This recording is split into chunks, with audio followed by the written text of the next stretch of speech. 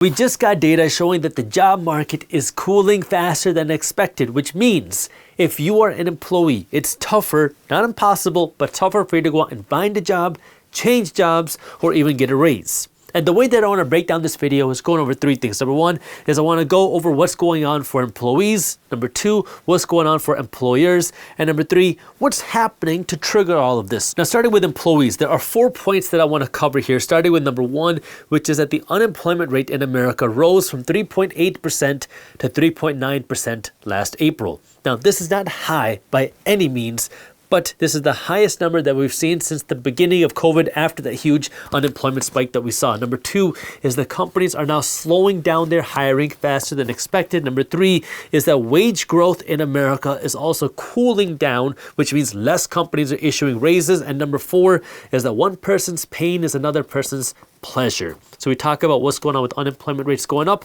Well, that's good news for the Federal Reserve Bank and Wall Street, and you'll see what I mean by that. Number two, when we talk about what's going on the employer side of things, there's 3 points that I want to make here. Number one is that layoffs are rising in America. Number two is that corporate bankruptcies are now rising even faster in America. And then the third piece of this puzzle, the last part of this video that I want to go over, is what's triggering all of this, what's causing all of this. We can call this what's going on with the consumer. And there's 2 points that you want to understand here is inflation and how this is affecting consumption in America. And number two is Americans running out of money. So let me start by going over what's going on with employees, going over the 4 topics that I just discussed. And a quick reminder that if you have a 401k or if you've been thinking about investing your money in the stock market, on May 21st at 8 p.m. Eastern Time, I'm hosting a live, free, and virtual stock market workshop. It's called Stock Market Mastery, where I'm going to be going over my own stock market investing strategies. I'll be going over how you can invest your money in the stock market in this economy in 2024, in a slowing economy with high inflation, and how you can position your stock market portfolio to succeed and how you can find good stock market opportunities. It's completely free. It's live. If you'd like to join me on the Stock Market Mastery Workshop, I got the link for you down in the description below. So we just got data showing that the unemployment rate in America has risen to 3.9%. But that's not really the big news. The big news, besides the unemployment rates are rising, is that the amount of people that companies are hiring is slowing down faster than expected. Now, of course, what's expected is really subjective because what's expected for you might not be what's expected for me. But when we take a look at what's going on, I want you to take a look at the trend of what's happening to the job market in America. Because if we back up 2 years, back in May of 2022, what we saw was that there were 2 job openings for every unemployed person in America, which meant if you did not have a job, you had options. And if you were thinking about changing a job, you also had options. So you as an employee kind of had more leverage because there was a lot of job openings for every person that didn't have a job. Fast forward now to May of 2024. Today, there are about 1.3 job openings for every unemployed person in America. What does that mean?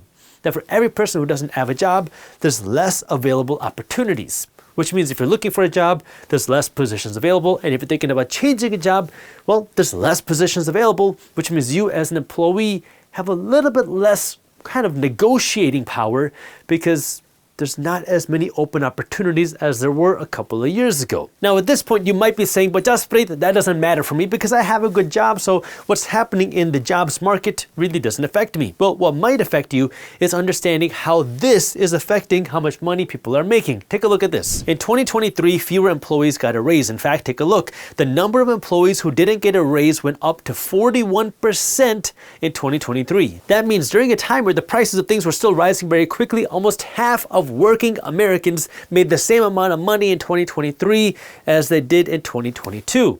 Now you can start to see why that's a problem. But that's the past. That's not today. However, if we take a look at what's happening in 2024 doesn't look much better. This is a chart from the Federal Reserve Bank showing wage growth in America, and what you can see is that recently wage growth has been falling very quickly. But this is where I want to remind you that one person's pain is another person's pleasure, because now when we take a look at data like this, that it is becoming more difficult for people to find a job, it's becoming more difficult for people to change jobs, it's becoming more difficult for people to get raises. This is actually good news to some people. For example, Wall Street celebrated the news that unemployment rates were rising. This is from Fortune. It's just what the Fed chair wanted. As the economy adds fewer jobs, unemployment rises to 3.9%. Now, to really understand what this means, let's go over the practical and then the theoretical. So on the practical side, What the Federal Reserve Bank and Wall Street are looking at when it comes to unemployment is not that people are losing their jobs. What they're looking at is the fact that if less people have jobs, that could cool down demand in the economy, which could help cool down inflation.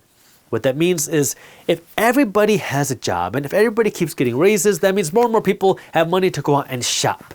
More and more people have money to go out and buy homes. More and more people have money to go out and bid on homes, buy cars, buy Gucci, buy all these nice things. But the problem with that is when you have a whole bunch of people doing that, that then puts a lot of buying pressure on products, which then pushes the price of things up. Right? Supply and demand. If you have a limited supply of things and demand keeps rising, then that pushes the prices of things up. That has been, according to the Federal Reserve Bank, one of the biggest drivers of inflation. Now, that's not the sole driver. I mean, the reason why there's been so much demand is because there's been so much money printing between 2020 and 2021 and even into 2022, which meant there was more dollars injected into the economy, which created this ability to have more demand. But this is where now the Federal Reserve Bank and Wall Street are saying, okay, finally, if unemployment is rising, that means less people will have the ability to go out and shop and spend and consume, which would, in theory, hopefully cool down inflation. That's what I'm going to call the practical side of why Wall Street and the Federal Reserve Bank were happy when they saw this rise in unemployment data. But let me talk also on the theoretical side, because what's happening now also on the company side is for the last couple of years, lots of employers and companies across the board, across industries, whether we're talking about the restaurant industry to white-collar jobs, companies have been struggling finding good employees. Now, there's a lot of reasons for this. Some people don't want to go into the office. Some people don't want to work the way that they did before. And some people just don't have to work the way they did before. And because of that, there's been a struggle for labor. And this has kind of been a little bit more quiet recently, but the issues are still going on. You still have fast food chains around the country that are struggling to find labor to keep their stores open during the hours that they're supposed to be open. You have stores that are struggling to find labor. You have hotels that are struggling to find labor. You have restaurants that are struggling to find labor. You have white-collar jobs, doctor offices that are struggling to find professional positions. And because of this, as you start to see unemployment rise and kind of normalize, because this 3.9% unemployment is still historically extremely low. Like if we ignore what has happened over the last few years, 3.9% unemployment is still some of the lowest unemployment that we have seen in decades. So historically, this is unprecedentedly low. But this is where now, when you have such a low unemployment rate, employers also struggle finding good employees. And this has been one of the reasons that wages have been going up so significantly, is because employers have to find good employees for certain positions. But this is kind of creating that imbalance in the economy, where now employers are saying, we can't afford to pay more money to employees because we're not making enough money. And employees are saying, I don't want to come work for you for that price because that's not enough money for me to pay my rent. So it's kind of creating this dilemma. And this is where the Federal Reserve Bank and Wall Street are hoping that if unemployment is rising, it will help normalize the economy by helping to normalize the job market. I know it sounds crazy to think that we need higher unemployment to help normalize the job market, but that's what they're hoping for. Which now brings me to the second part of this video, which is what's going on the employer side. Because now that we understand what's happening on the employee side, where you have the unemployment rate that's going up, you have companies hiring less people than before, and number three is you have wage growth cooling down. Let's take a look at what's causing this on the employer side. Remember, there's 3 points that I want to discuss on the employer side of things. Number one is I want to discuss layoffs and the rising layoffs. Number two is I want to discuss corporate bankruptcies.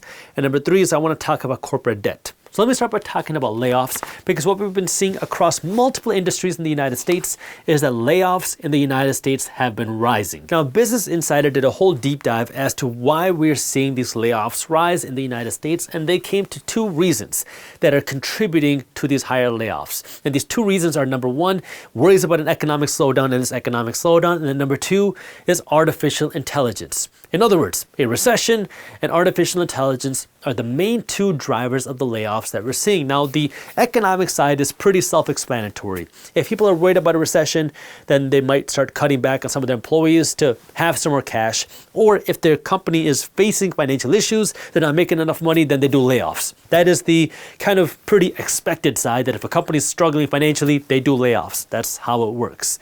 On the artificial intelligence side, this one's a bit more unique because this is a lot newer. But what we're seeing happen is companies across the country and world now are facing higher labor costs. Now, there's a lot of reasons for this. Part of the reason is you need more money to pay your rent, your car payments, your groceries, and also inflation, right? I mean, inflation has made everything more expensive, so that kind of goes hand in hand. So companies have to pay more money to their employees. And anytime a company has to pay more expenses, it creates more incentive for that company to try to find alternative sources to create this work product.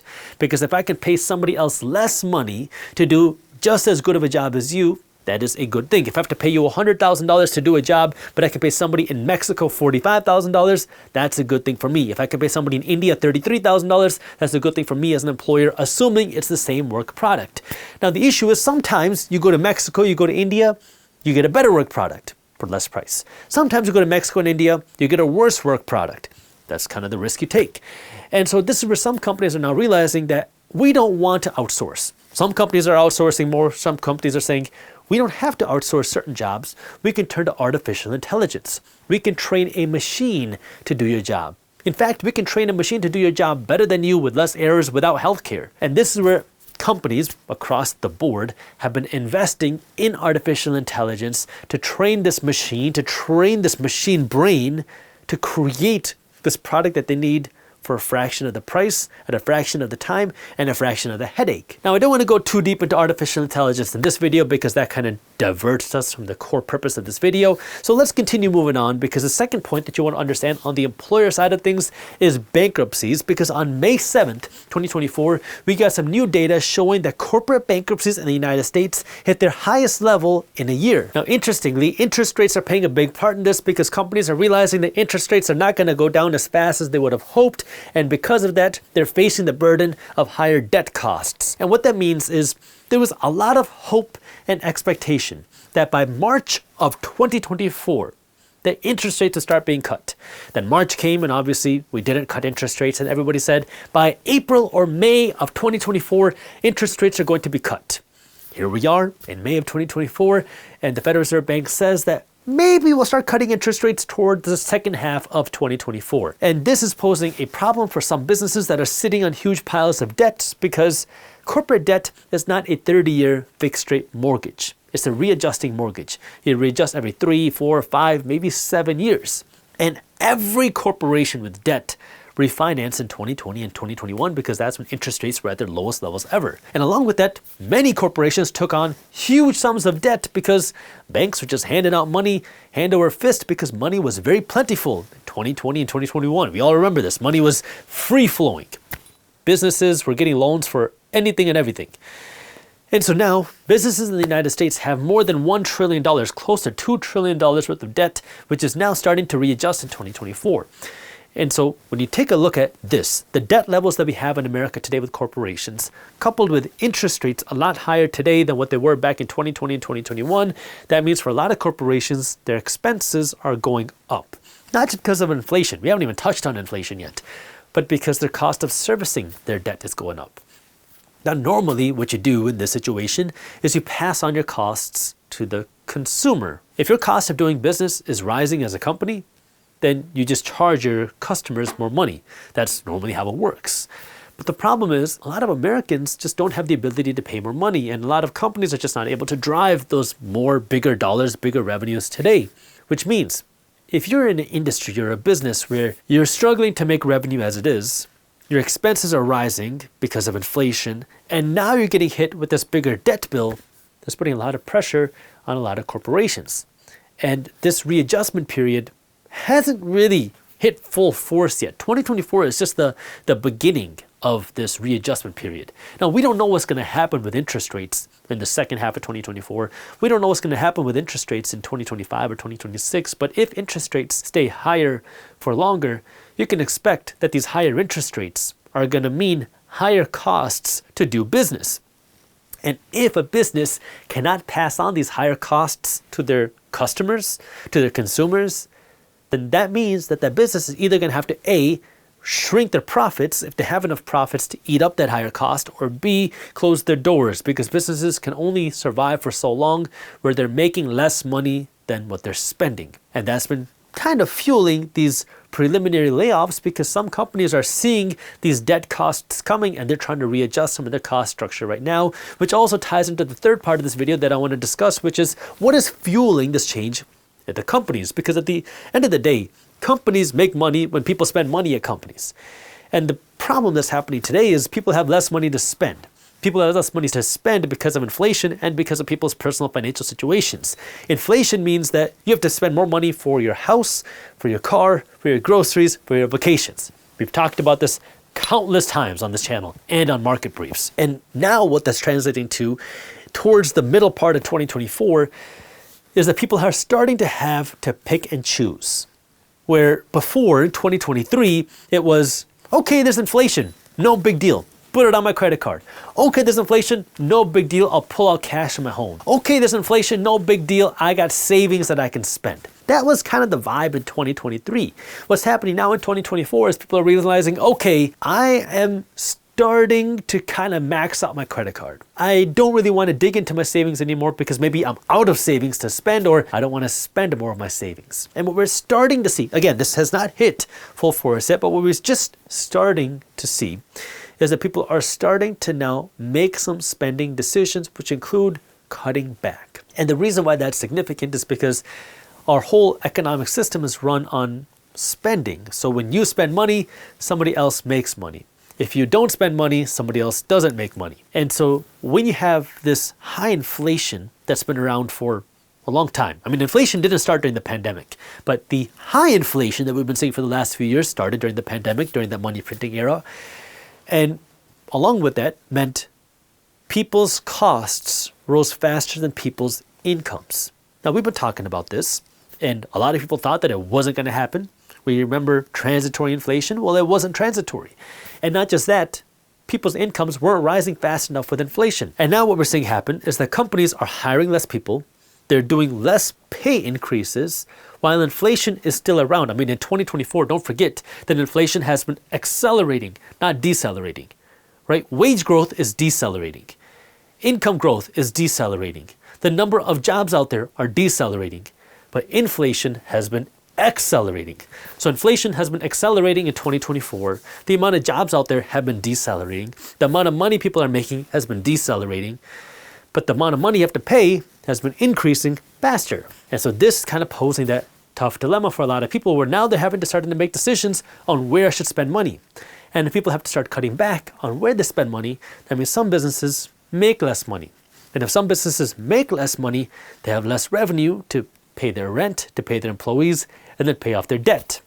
And so when you have a lot of corporations that are sitting on huge piles of debt, that's going to be a problem when that debt starts to readjust if that company isn't making enough money. Now, when will we see more of the impacts of this? We don't know, because we also don't know what's going to happen with interest rates. We don't know what's going to happen with the Federal Reserve Bank.